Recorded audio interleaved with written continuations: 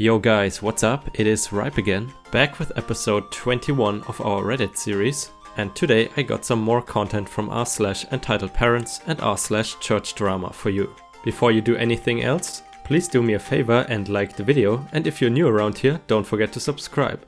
So without any further ado, let's get annoyed by some entitled parents. Entitled mom feels entitled to a seat on the plane that she didn't purchase because I have a baby. The last flight I was on was an uncomfortable cross-country American flight with the worst pitch and seat size ever. No one was happy, everybody was cramped. The configuration of steerage was 3x3, so middle seats abounded and were generally full. One middle seat was occupied by an entitled mother and a rather old lap baby. Like seriously, this kid was at least 18 months old. So the EM was sitting next to an older man in the window seat and the aisle seat was empty. The EM then moved to the aisle seat and claimed it for her own. Eventually, a steward noticed because the aisle seat was for a special passenger who was boarding last.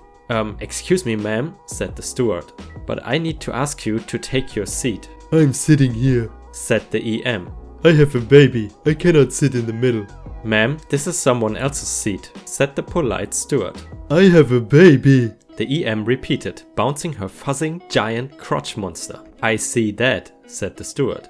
But someone else is sitting in your seat and we cannot switch seats now as we are about to take off. After we are up in the air and the seatbelt signs are off, you can ask him to switch seats. No, I have a baby, I cannot sit in the middle seat. The EM was screeching. Sorry ma'am, said the infinitely patient steward. But you need to be in your assigned seat. I don't make the rules. Please help me out here. Please help me out here, said the EM. I have a baby. Sorry ma'am, but the passenger whose seat you are in cannot sit in the middle. He's riding with his large dog. A dog? I have a baby, I cannot sit next to a dog. Holy crap. The steward finally decided that he was just going to do whatever the hell he wanted to get rid of his problem, which was the EM. So he arranged for her to switch seats in a complicated musical chairs move, so the lady with her baby ended up near her husband up several rows. And the old man by the window got upgraded to first class for free. Good for you, old dude, no more screechy lady and her fuzzy baby for you. Also, the dude with the dog got the entire row to himself, which he needed because he literally had the largest dog I've ever seen. He looked like a Great Dane and the doggo laid on the floor and his body stretched across all 3 seats. Okay, wow, so this is finally a story where the EM gets exactly what she wants, but actually the other people did not suffer because of it. Instead they got a first class upgrade. So that sounds pretty good to me. I mean, I can kind of understand that the EM is concerned about having a dog near her baby. She could have just given the baby to her husband. I mean, how bad can it be that the dad takes care of the kid for one flight, like a few hours? I think the EM and her husband, they just wanted cheap flight tickets, and that's how it went. Either way, let's continue to the next story. For some backstory, I am a hairstylist at a local chain salon in a mid-sized strip mall. Our work attire used to be all black, white, grey, long pants or skirts and mid to long sleeved shirts and dresses. It was very business/server kind of attire, except our hair could be almost anything we wanted. We were required to have it done up though, have makeup and basically the whole shtick. So I don't blame most people for thinking that I worked at other stores when I would forget or be in too much of a hurry to change out of work clothes before going to other stores. And while I have had some serious ringers, this is just one of them. I worked an excessively long shift that day and it was pretty busy, so I didn't have time to get lunch or take a break. So when the store finally closed and I was able to leave, I decided to just go across the street to a popular steak place. I just wanted to grab a bite and to eat fast before going home. Now, keeping in mind, I am blind in my right eye, deaf in my right ear, and mostly deaf in the left ear. Also, I wear thick glasses for the eye that does work and a hearing aid, which I usually part my hair so people can see it. I was wearing the typical black slacks, black t-shirt and my stylist apron that clearly stated the name of the salon on it. I walk in and I am greeted by the wait staff, and since it's the middle of their dinner rush, they tell me it will be a few minutes and then they'll have me seated. So I step off to the side and stand in their eating area. in comes the crazy EM and her son. She walks in and spots me as the only person. She seemed to think that I could possibly be available, and she walks right up to me, with her college-age son in tow, who just stands there waiting for me to speak to her. She waits maybe 1 minute, then coughs loudly and then stares angrily at me. I wasn't paying her any mind because I was tired and I didn't even hear her in the first place. She then grabs my arm and yanks on it. Excuse me? Are you going to help me or what? Ma'am, I don't work. She cuts me right off there and proceeds to say, I don't care if you're on your break, just help us get a seat. My son is hungry. I stare at her for another minute, just kinda startled from her attitude. I'm sorry man, but I'm not on a break. I don't work here. By the way, rslash idontworkherelady. And I didn't feel like listening to any response and walk over to the desk and ring the little bell they have for when a hostess isn't right by the front. The crazy EM walks up right behind me and pushes my shoulder to get my attention, yammering on about how rude I was and how this was unbelievable. Unfortunately, since the place was busy, it took a moment for the server to come by, so the EM keeps on getting louder and madder. She was saying she's gonna have my job for this and that she cannot believe how rude I am. I shouldn't be in the service industry. After a few choice words are said, I got really annoyed at her and just decided to take my hearing aid out. Not that it actually stopped me from hearing her, it was meant more as a gesture. The son stares in unbelief and with clear apology on his face. The EM doesn't let up though, ignoring this entirely. A server makes their way by and apologizes almost immediately, presumably out of habit. Then the server asks what is going on here. I put my hearing aid back in, but before I can say anything, the EM starts in at the server, demanding the manager and saying she will have my job. The confused server looks at me and then back to her and realizes the situation and sniffles a laugh. He then says, "Ma'am, she does not work here. If you will wait a minute, we will have a seat for you." She then runs off to find a manager to defuse the situation, and another server comes by to inform me that my table is ready, and when I follow him, the EM and her son starts following us and tries to sit down at the table he shows to me. I stare at her a moment, just baffled, and then I look at the server who at first hadn't thought anything of these people following me. I tell him that they are not with me, and the EM loses her marbles. She starts yelling about how a server is not going to be seated before a customer. He looks at her and at me, very confused. The manager arrives and asks the lady what is wrong, and having been slightly briefed by the hostess, he knew that her mistake was thinking that I worked there. So the manager informed her that this table is mine and that I don't work here, so she starts screaming at him, retelling her crazy version of this incident and how, on break or not, she deserves the seat more than I did. I just decided to walk over to the bar not far from the table and sat in one of the seats there. The manager tells her that she has to leave or he would be calling security. She huffs and whines, but then she gets up and leaves with her son. Damn, I love these stories that combine r/EntitledParents and r/IDon'tWorkHereLady. But you know what really got me in this story is the fact how the EM just grabs a stranger. I really dislike when people do that, and I think it's not common here at all, but I also believe it's not common in the US either. By the way, something that I almost forgot to say, lately I've noticed that some other YouTubers, shout out to Pirate X by the way, sometimes read pretty much the same stories as me. So that's why I will from now on try to read stories that are older and that haven't been read before on YouTube. Because a lot of people nowadays, they only read the top posts from the current day, so that means that the viewers maybe have the same story in 2 videos. Anyway, let's hop on to the next story. Entitled Aunt Unknowingly Ended Her Own Financial Support. My older sister, let's call her Ria, and our mom have always had a very difficult relationship ever since I could remember. Ria has always been headstrong and not afraid to ask questions. My mom was a very traditional, devout Christian who put family above everything first. A bit of a background. My mom was the second eldest of 9 children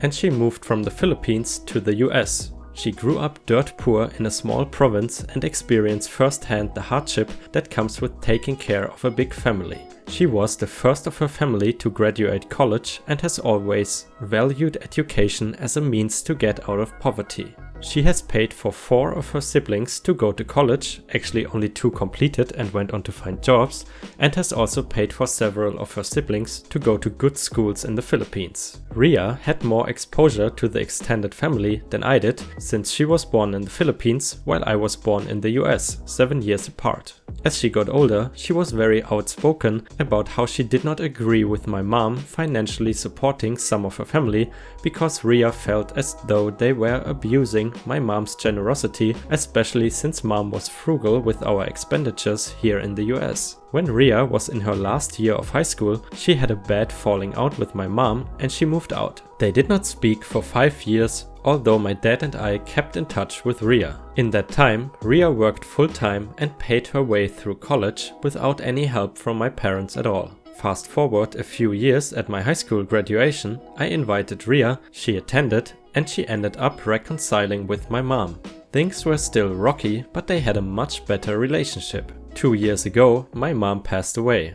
Unknown to me at the time, Ria had quietly taken over the continued financial support for my mom's youngest sister, Jaina, and the cost of living and maintaining the college fund for Jaina's daughter. She also took care of the funeral arrangements and handling the estate, because my dad was a mess at the time. Last year, Ria and I decided to spend the holidays in the Philippines. One of our visits was to Jaina's place. Little did I know, that crap was about to hit the fan when we sat down for dinner. After small talk, the topic of my mom came up, and this was how that conversation went. Such a shame your mom passed away. We will miss her. Yes. Ria, why did you stop talking to her? Why did you leave her? You should be ashamed. That's not how you treat family. Now, your mom could have raised you better. You were always too headstrong, you know? That's not ladylike. You shouldn't be so aggressive. You need to be softer.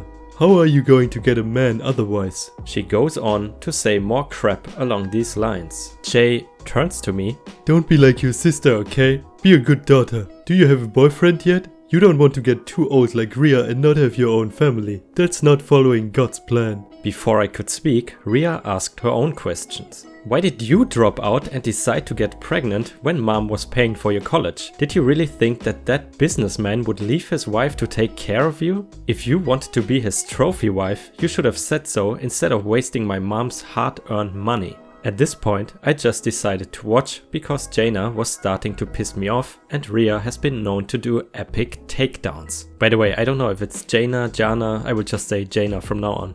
How dare you come into my house, eat my food and disrespect me? Technically, it's my mom's house. You have food because my mom has been supporting you for the better part of 15 years and you disrespected her by wasting all the opportunities she worked so hard for to give to you. I don't need your attitude or your crap. I don't need anything from you, you disrespectful girl. Get the hell out of my house. Ria gets up and smiles and says, "You sure you don't need anything from me? You don't want anything from me? I want to confirm that I heard you correctly." I don't need crap from you. I can take care of myself and my family. And how dare you imply otherwise? Get the hell out of my house and your father will hear about this. Ria looks at me and says, "You heard her. Let's go." Now, I was surprised by how calmly Ria was taking the diatribe because I've seen her and my mom get into massive shouting matches. More confused than anything, I followed her to the car. You heard her right, she doesn't need anything from me. It begins to dawn on me what my sister's about to do, so I say, yeah. We get back to the hotel and my sister promptly stops the auto transfer of funds for Jaina's account. We then spent the rest of the week lounging by the beach and hanging out with other cousins. Yesterday, when I was talking to one of my cousins and heard that Jaina is just now realizing what actually happens when you run out of money, I called up Ria shortly after that to give her an update.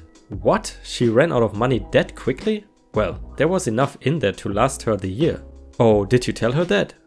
Basic math. Will she lose the house? Ria answered, nah, it's paid for. As long as she does not do something stupid, she should have a roof over her head. Did you also close her kid's college fund? I'm asking. Nope, not gonna punish the kid for her mom's stupidity. So in case she messes up, her kid will be affected as well. So yeah, will definitely be interesting how this plays out in the next few months. I have a feeling that my sister probably won't give a damn one way or the other though. Well, first of all, rest in peace to OP's mom because she seemed like a really good person. But also Ria seemed like a very kind woman by not closing that college fund. Even though she didn't need to continue it, she did not want to affect the kid's future in a bad way, even though she does not like the entitled aunt.